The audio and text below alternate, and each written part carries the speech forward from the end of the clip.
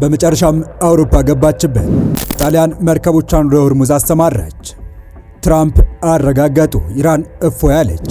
አሜሪካ በኢራን ላይ የተፈራውን መሳሪያ ልትጠቀም አለች። ፕሬዚዳንት ኤርዶሃን ስለ ጦርነቱ ያልተጠበቀ መረጃ ይፋ አደረጉ። በመጨረሻም ትራምፕ ጥሪያቸው ሰሚ ያገኘ። የሆርሙዝ ሰርጥን በኃይል ለማስከፈት በሚያደርጉት ጥረት ከአንድም ሁለት ሶስት ጊዜ ውድቅ ያደረገባቸው የአውሮፓ ህብረት አባል ሀገራት ከብዙ ዝምታ በኋላ ምላሽ መስጠት የጀመሩ ሲሆን ከቀናት በፊት ልፍስፍስና ፈሪ በሚል የተዘለፉት የጣሊያኗ ፕሬዚዳንት ጆርጂና ሜሎኒ ይፋ ያደረጉት መረጃ ትራምፕን አስፈንጥዟል። በዝርዝር የምንመለከተው መረጃ ይሆናል። በሌላ በኩል ደግሞ የተኩስ አቁሙን ትተው ዳግም ወደ ግጭት ለመግባት በየፊናቸው ጠንከር ያለ ዝግጅት እያደረጉ ባለበት ወቅት ትራምፕ ለኢራን ያልተጠበቀ ምስራች ልከዋል።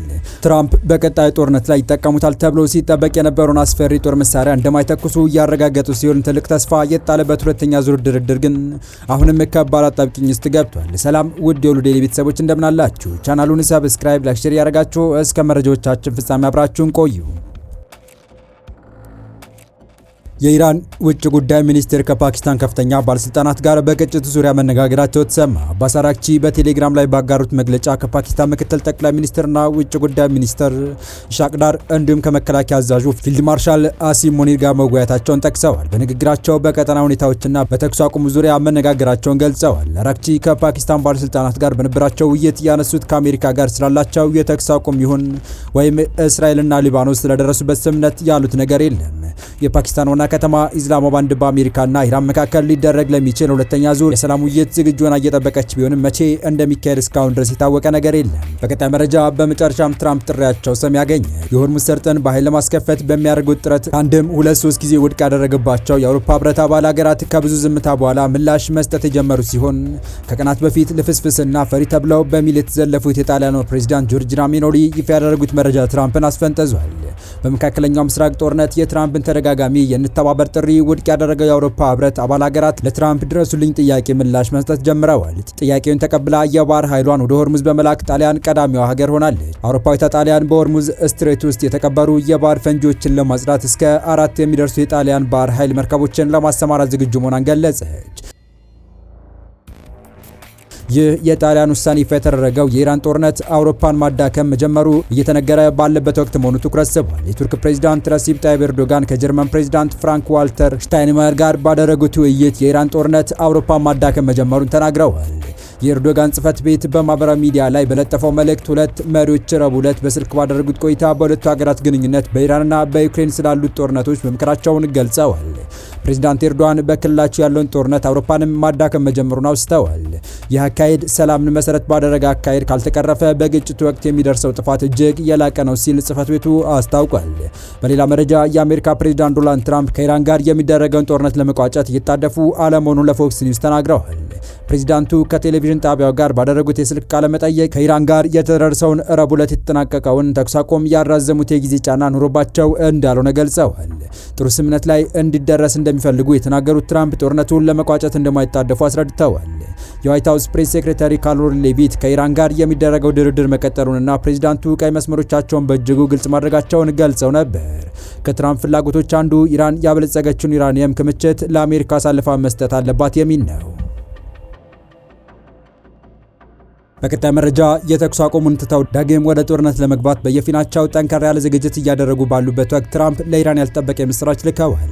ትራምፕ በቀጣይ ጦርነት ላይ ይጠቀሙታል ተብሎ ሲጠበቅ የነበረውን አስፈሪ የጦር መሳሪያ እንደማይተኩስ ያረጋገጡ ሲሆን ትልቅ ተስፋ የተጣለበት ሁለተኛ ዙር ድርድር ግን አሁንም ከባድ አጣብቂኝ ውስጥ ገብቷል። አሜሪካ በመደበኛ ሁኔታ ወታደራዊ ዓላማዎቿን አሳክታለች ያሉት ትራምፕ ኢራን ላይ የኒውክሌር ጦር መሳሪያ እንደማይጠቀሙ ተናገሩ። የአሜሪካው ፕሬዚዳንት የኒውክሌር ጦር መሳሪያ ይጠቀሙ እንደሆነ ከጋዜጠኞች ለቀረበላቸው ጥያቄ ሲመልሱ ለምን እፈልገዋለሁ በማለት ጥያቄውን የማይረባ ብለውታል። አክለውም እኛ ያለ ኒውክሌር ጦር መሳሪያን ሙሉ በሙሉ ካጠፋናቸው ለምን እጠቀማለሁ ሲሉ ጠይቀዋል። የኒውክሌር ጦር መሳሪያ ማንም ሰው እንዲጠቀምበት ፈጽሞ መፍቀድ የለበትም ብለዋል። ትራምፕ በኢራን ኒውክሌር እንደማይጠቀሙ ማረጋገጫ ቢሰጡም ጦርነት እንደማይኖር ዋስትና ለመስጠታቸው ግን አሁንም ከፍተኛ ስጋት ማሳደሩ እየተነገረ ባለበት ወቅት እስራኤልም የተኩስ አቁሙ በኢራንም ሆነ በሊባኖስ ጦርነት እንዳይቀጥል ማስተማመኛ አይሆንም ማለት ውጥረቱን ይበልጥ ከፍ አድርጎታል። በተባበሩት መንግስታት ውስጥ የእስራኤል አምባሳደር በአገራቸውና ሊባኖስ መካከል የተደረሰው የተኩስ አቁም ስምምነት ከሂዝቦላ ጋር የሚኖረውን ግጭት ለማስቆም እርግጠኛ ለመሆናቸው ተናገሩ።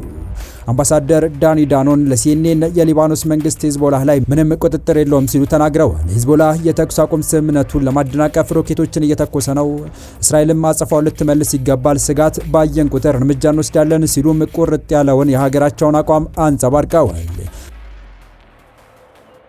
አምባሳደሩ አስተያየታቸውን የሰጡት የሁለቱ ሀገራት ተደራዳሪዎች በዋይት ሀውስ ተገናኝተው ከተወያዩና የተኩስ አቁሙን ለ3 ሳምንታት ካራዘሙ በኋላ ነው። ስምምነቱን በመጥቀስ 100% የሚሆን አይመስለኝም ያሉት አምባሳደሩ የሊባኖስ ጦር ቢችል የተኩስ አቁሙን አስፈጽሞ ባይ ተስፋ አድርጋለሁ ሲሉ ተናግረዋል። የተኩስ አቁሙ ጥያቄውን ማቅረቧን ያመነችው ሊባኖስ በበኩሏ ተኩስ አቁሙን በዘላቂነት ለማጽናት ይረዳል ያለችውን እርምጃ ለመውሰድ መዘጋጀቱን ይፋ ያደረገች ሲሆን እርሱም ሂዝቦላን ትጥቅ ማስፈታትን የሚመለከት መሆኑን የተነገረው።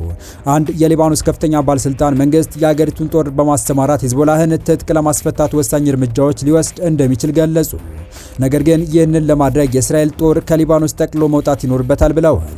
የሀገሪቱ ማስታወቂያ ሚኒስቴር ፖል ማርኮስ ለቢቢሲ ኒውስ ዴይ የተኩስ አቁም ለ3 ሳምንታት እንዲራዘም መንግስታቸው ጠይቆ እንደነበረ ተናግረዋል። ከተኩስ አቁሙ ባሻገር እስራኤል በሊባኖስ ላይ በአየር፣ በባህር ወይም በእግረኛ ጦር የምትፈጸመው ጥቃቶች እንዲቆሙ የሚል እንደነበረበት አስረድተዋል። በተኩስ አቁሙ ስምምነት መሰረት ቤይሩት የሂዝቦላህና ሌሎች ከመንግስት ውጭ የሆኑ ታጣቂዎች በእስራኤል ኢላማዎች ላይ የሚፈጸሙትን ጥቃት ለመከላከል ተጨባጭ እርምጃ መውሰድ አለባት። ሞርኮስ የሊባኖስ መንግስት የሀገሪቱን ጦር በማሰማራትና ወታደሮች በሊባኖስ የመሳሪያ የበላይነት እንዲኖረው ለማድረግ ተጨባጭ እርምጃዎችን መውሰዱን ተናግረዋል። ነገር ግን መንግስት ይህ ጦርነት ከመጀመሩ በፊት መውሰድ የጀመረውን እርምጃዎች የእስራኤል ወረራና ጥቃቶች ባሉ ለውጦች ላይ እንቅፋት መሆናቸውን አብራርተዋል። አክለውም እነዚያን ተጨባጭ እርምጃዎች ሰራዊቱ ወደ ድንበር በማሰማራት ዳግም ለመጀመር ፈቃደኞች ነን ብለዋል። በሌላ በኩል ፕሬዚዳንት ዶናልድ ትራምፕ የኢራንን አዳዲሶቹ መሪዎች በእውከትና በከባድ ሁኔታ የተከፋፈሉ ናቸው በማለት በማህበራዊ ሚዲያ ላይ ገልጸዋል። ቴህራን ደግሞ እኩለ ሌሊት ካለፈ በኋላ ለሁሉም የኢራን የሞባይል ተጠቃሚዎች የጽሑፍ መልእክት አስተላልፋለች። ፕሬዚዳንት ትራምፕ ልዩነትን ለመዝራት ላደረጉት ጥረት ምላሽ ለመስጠት ከፕሬዚዳንቱ፣ ከፓርላማ አፈ ጉባኤው፣ ከፍትህ ሚኒስትሩና ከሌሎች ከፍተኛ ባለስልጣናት የተላከ የጋራ መልእክት ነው ተብሏል። ኢራን ውስጥ አክራሪ ወይም ለዘብተኛ የሚባል ነገር የለም ይላል መልእክቱ። ሁላችንም ኢራናውያን አብዮታዊ ነን፣ አንድ ሀገርና አንድ ሀሳብ ነው ያለን፣ በመካከላችን ምንም አይነት ልዩነት የለም የሚል ኮስተር ያለ መልእክትም አስተላልፈዋል።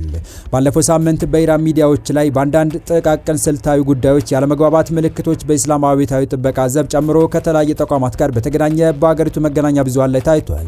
መልእክቱ ከአሜሪካ ጋር በሚደረጉ ድርድሮች ውስጥ አስፈላጊ በሆኑ ዋና ዋና ውሳኔዎች ላይ መግባባት እንደሚሰፍን ለማሳየት የታሰበ ነው። ይህም የኢራንን ጉዳይ በርቀት ለሚከታተሉ ለሳምንታት በጦርነትና በከፍተኛ የሃይማኖት መሪዎችና አዛዦች ግድያ ምክንያት ስለመጣው ስርዓት የሚጋሩት ሀሳብ ነው። አሁን ብዙ ውሳኔ ሰጪዎች አሉ። አንዳንዶች የበለጠ ተራማጅ ሲሆኑ፣ ሌሎች ደግሞ የበለጠ አክራሪ እንዲሆኑ ተደርገው ይታያሉ። ሆኖም ሁሉም ከኒውክሌር ፕሮግራሙ እስከ ሆርሙዝ ወሽመጥ ድረስ ባሉ ጉዳዮች ላይ ያላቸው ቀይ መስመር ግልጽ ነው። የተወዳችሁ የቻናላችን ቤተሰቦች ለአሁኑ ለእናንተ ይመጥናሉ ብታደምጧቸው ታተርፉባቸዋላችሁ ብለን የመረጥንላችሁ ዕለታዊ መረጃዎቻችን እስካሁን ያደመጣችኋቸው ነበሩ። በተመሳሳይ ሀገራዊና ቀጠናዊ ጉዳዮች እንዲሁም ዓለም አቀፋዊ የጂኦፖለቲካ ወታደራዊና አነጋጋሪ ክስተቶችን ዕለት በዕለት ተከታትለን በትኩስ ይዘን እንደምንቀርብ እያሳወቅን የቻናሉ ቤተሰብ ካልናችሁ ሰብስክራይብ፣ ቪዲዮ ላይክ እና ሼር በማድረግ ተደራሽነታችን ታሰቡ ዘንድ አክብሮታዊ ግብዣችን ነው። አበቃን። ሰናይ ጊዜን ተመኘን።